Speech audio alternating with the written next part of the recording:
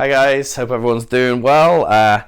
Sorry it's been a while, but as you know with me, I don't create content unless I've got content to create. This is just for a hobby and to help everyone out with their board selection so they get something they're happy with, hopefully. That's kind of my aim with the channel, really.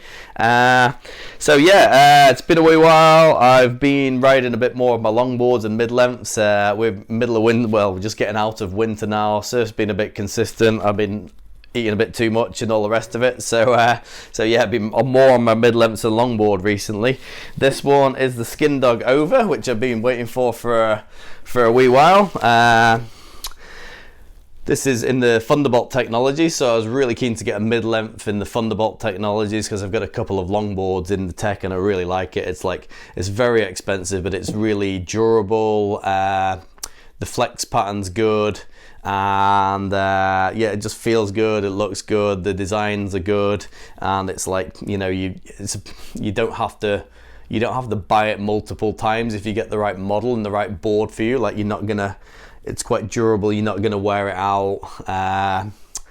So it's kind of like if you were buying I like the feel of PU as well, but if you're buying a PU and you're riding a lot and you're quite hard on your boards, a PU is going to go brittle over time and lose its flex and all the rest of it, whereas these are a bit more expensive, but the tech's like really spot on.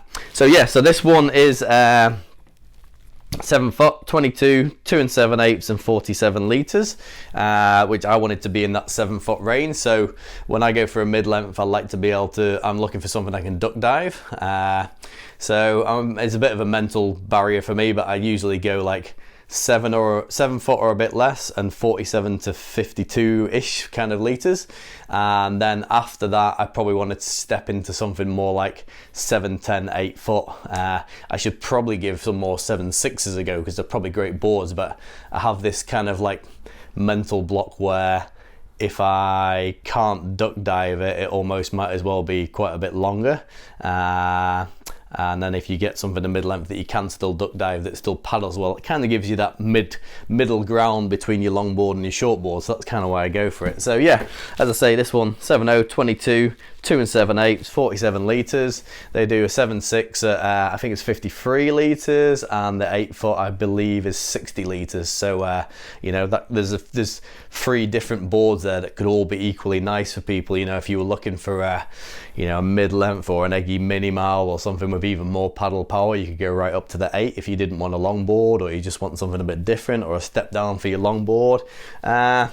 So yeah, when I saw this design, I really liked the design. There's a few unique features about it. So the outline's really nice. Yeah, it's very, as you can see, it's very much egg inspired, as Skindog says. It's all very rounded, very smooth, which is really nice. You've got this, it's a fairly flat rocker, but I think it's got more rocker than you think. When I've measured it up, I think it's got deceptively probably a little bit more rocker than you might think. And like this end of the board, sort of wide point to the tail, to me is kind of like a longboard inspired board, which kind of makes sense with it being from Ben Skinner, because he's on the Longboard World Tour. He's a bit of a Longboard World Tour legend and a shaper himself in the UK. So yeah, the back end reminds me quite a lot of my Skindog Blender longboard, but obviously it's a bit wider and a bit more shaping. There's a bit more surface area in the back, obviously, because it's not a 9 foot board, it's a 7 foot board. And then the front of the board is like, very eggy and a round nose, but it's not a massive nose, it's not a mini-mal nose. It's quite refined in the rail, but fairly thick in the deck. One of the really interesting things, I'll show you the concaves in detail, but one of the things that interested me was the concaves are quite unique. It's actually got quite a rounded sort of hull-esque belly in the nose, which doesn't run too far. It kind of stops about here, and then it runs into a bit of a single concave through to like about the midpoint of the board, and then it breaks hard into a long V double. So it's got the options for a single or a quad. You could get a thruster for the slider box if you wanted to ride it as a thruster style. I've ridden it a little bit as a quad, so this is like an overview review of the board really, because I haven't ridden it heaps to tell you masses about it. But yeah, it can be ridden as a single with side bites. It can be ridden as a quad. You could get full size front fins or side bites in here, and then you could get a small one in the back that's an equal size that fits in the slider box to give you like a thruster style setup. Now, if you've ever watched my reviews before, you know I'm quite fussy about fin positioning, and I don't necessarily like boards to compromise on the fin position to achieve too many fin options. I'd rather them do something really well, which sort of leads me on to another video coming up. You'll see this board in the background. There's a bit of a story behind this. I've just made that myself. So this is at the that's nice and shiny at the minute because it's just had its last hot coat. Unfortunately, I'm going to have to sand it. So if I want to polish it back to that, I'd have to spend a lot of time, which I might do, but I probably won't. So yeah, back onto fin positions again. This fin position is like, it actually feels okay as a quad, which I was quite happy and surprised at, because these side bites are quite a long way up. So if this was actually designed as a quad and I was doing it to suit where I would put fins, the quad fins would be a wee bit further back, and so would the back fins. So I think Ben Skinner's done a good job of this actually, because when I first looked at the position of the side fins, I was a bit like, oh, it's really going to be best as a single and side bites, which I think so far it rides best as a single and side bites. But you do have that option, and it doesn't feel unnatural or funny, which I was quite surprised, because I was like, well, these side bites are actually quite a way up. So yeah, so fair play to Skindog. He seems to have managed to get the best of both worlds and all the setups working without any of them feeling funny. Yeah, I don't know what too much else to say about the board. It's paddle's pretty good. It's got a bit of glide. I can still duck dive it. It's kind of interesting. As you know, I've been through the Firewire, Seaside and beyond. I've been through the Sunday. What else have I been through? I've got one of the local guys' boards, and it's like, at this mid-length size, for someone who's as fussy as me, getting the volume, rocker, fin position and duck dive ability all spot on it's really quite a narrow bracket. So this one, the volume's obviously lower than the Sunday, but the nose is bigger than the Sunday, so it's interesting. It's kind of like, I don't think this is easier than the Sunday to duck dive. I actually think it's possibly harder than the Sunday to duck dive, which had an extra 6 litres in it. So it just goes to show that the literage to the length to everything else, it's getting that balance perfect for you if you're looking for a duck diveable mid-length that you can ride like a short board. But the rails are beautiful. I'll show you some of the bottom contours in more detail, but along with this, so you've got this Hull-esque nose, and it's kind of like a 50-50. It's a really nice eggy rounded 50-50 rail up here, and then it follows down into kind of like a medium modern rail here, and then it goes really into like a hard edge performance rail from a sort of fairly performance longboard almost in the back. So it's kind of like, it's a really cool blend. I was interested in the the outlier as well, but the outlier was like a full hull and a really refined rail and a really sharp tail, and I was just like, I don't know if it's going to go for me here. So this seemed like the best option. I really like the Mow as well, because that's a straight 5-fin setup. That would probably suit someone who was looking for more of a forgiving, eggy version of a mid-length of a big guy shortboard. But the 7.2 aspect put me off. It's got a sharper nose, but then the nose is further away from me to duck dive. So yeah, again, this is me being pretty fussy, to be fair. So I'm probably rambling a bit now. But yeah, that's the Ova. I think you could surf this at many levels. I think you could surf this in quite a range of conditions. You could surf this from a couple of foot in a half decent wave, all the way up to decently overhead, I would say. I mean, having this having the single fin and side bites option is like, you know, you're gonna have, you always can feel confident about that grip. And then the tail being a rounded pin, you know, the foil being quite refined and the rails being quite refined. You've kind of got the best of quite a few worlds in here, really. And then, you know, your concaves, you've got a bit of performance and a bit of forgiving, so it's a good all-round board. So if you were, you know, it's like it could be your everything board for a lot of people. If you were like a beginner to improver and you wanted to get one really nice board and just stick with it, you could have this in your quiver for forever, even as you progress to short boards. If you're a longboarder looking to come down in size, you could get one of these you could go grab an 8-foot if you wanted to, and ride that when you're not riding your longboard. You could ride it as your short board if you're a longboarder that's used to like big volume boards, or you're a bigger guy, or you've got more weight. Yeah, just a really nice board, I reckon. Say I've had it out as a quad, I've had it out as a single and side bites.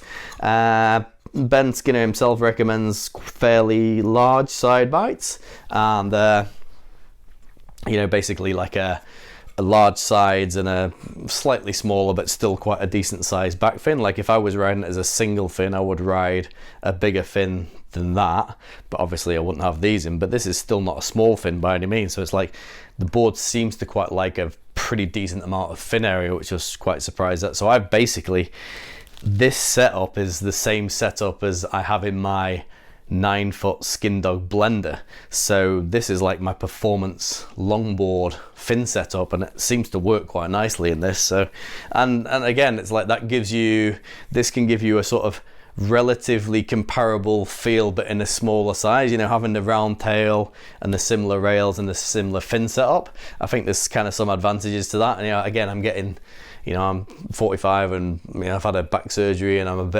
a bit overweight, so it's kind of like, as you slow down and things get harder and everything else is not getting as good as it was, your adjustment from this board to that board to that board to this board to that board, it starts getting harder. So if you had a Skindog longboard like the blender and something like this, it's like there's still kind of a family feel, if that makes any sense.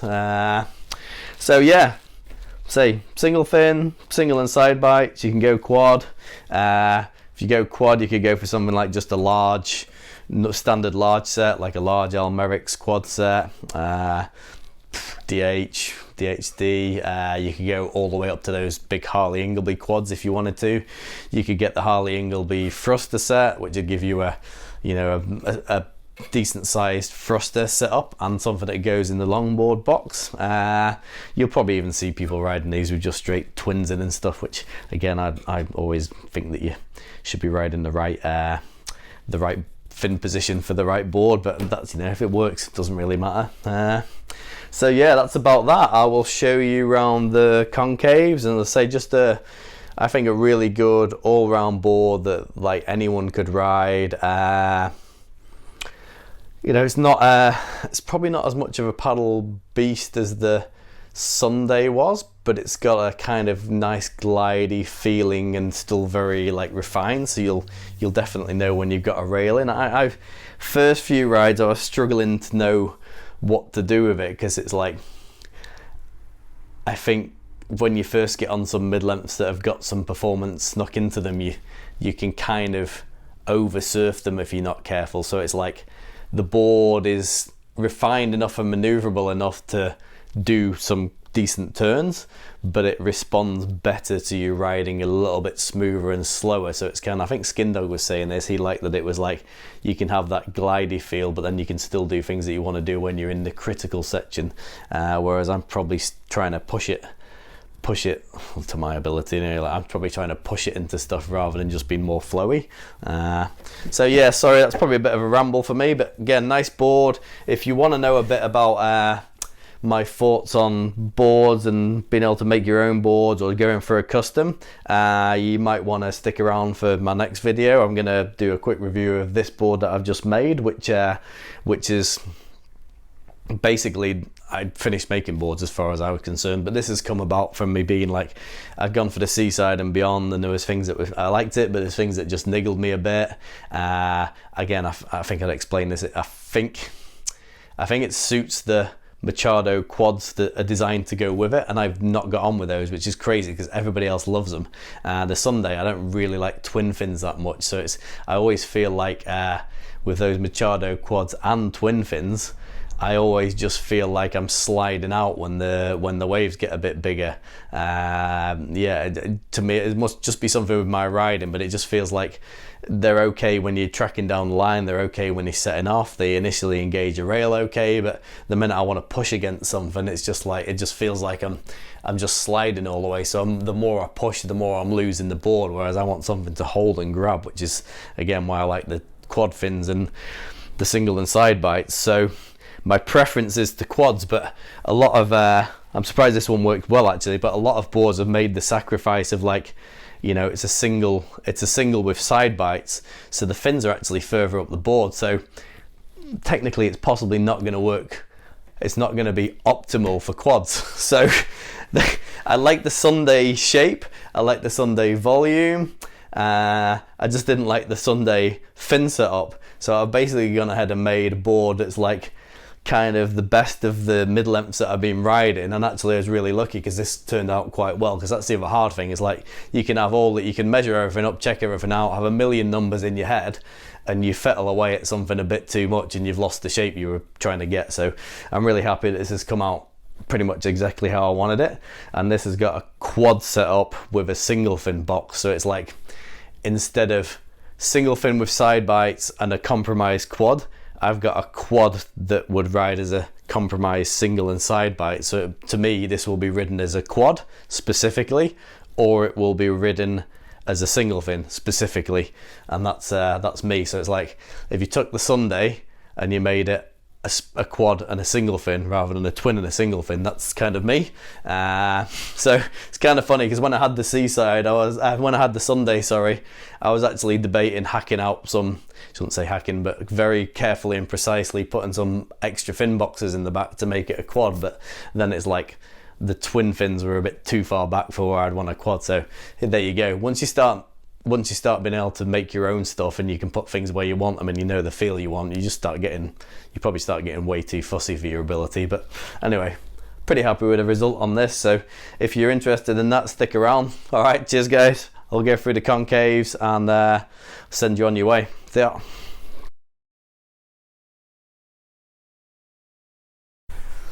So let's go through the concaves on the Ova, the egg, or the Ig if you're from New Zealand. So I just want to go from the front side and then I'll spin it round. So I just wanted you to see this, I wanted you guys to see this roll in the nose, got kind of like a belly going on in the nose. So you see how these rails are like a pinch rounded 50-50, and the nose has actually got some belly curvature in it.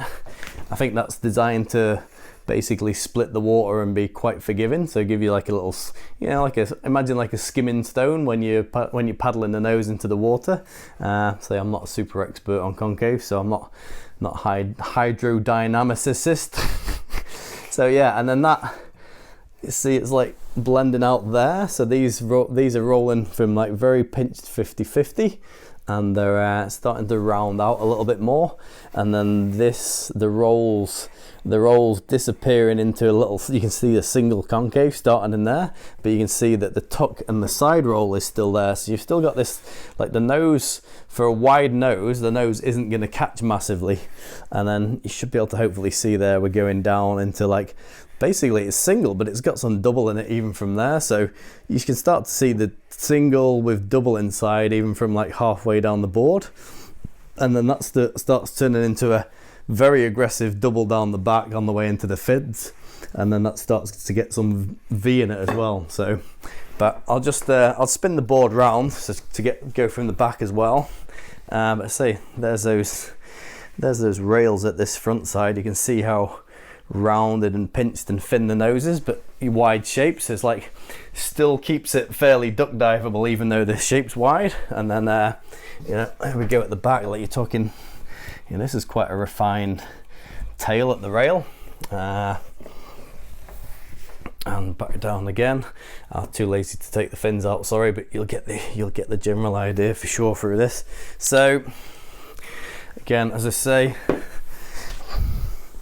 I'll just make sure you can see this on the camera, so you can hopefully see there that we've got the single concave through the middle. You can probably see double in there already. You can definitely see double now. So we're in the back third of the board here, and you can see this quite aggressive double there. This is again synonymous with performance longboards generally.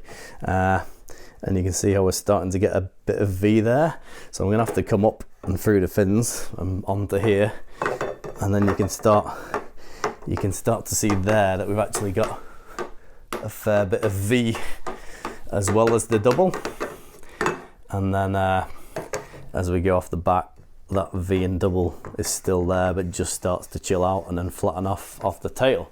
So yeah, so interesting concaves. The way I see it is from here on the board backwards, it's that single, it's a long V double, which is a typical mid-length concave or a performance longboard concave, and then down the front you've got the interesting part of the you got that interesting design aspect of the slightly hold and slightly pinch rail rolled entry, which is kind of quite unique for that entry without having that through any of the rest of the board, or a big belly through here. So yeah, cool design. I like the board. As you can see, I talked about hard edge before, but you quite often see a bit longer hard edge on the mid-length. I mean, again, I'm no expert, but my understanding is in general you don't want your rail to be like properly hard until you're almost like behind the fin, the back side fin where you're going to release. So it's actually counterintuitive. I always used to think it was the other way around, but the round and rolled rail clings onto the water, which is why you see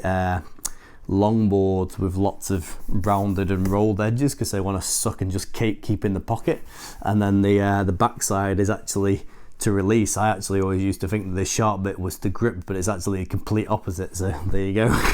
So yeah, you'll see this edges that it actually starts getting reasonably hard here. Obviously you can still see that it's tucked around, and then this is actually when it starts to get really hard and release once it gets through the back end of the fins. So yeah, hopefully you can see all that all right.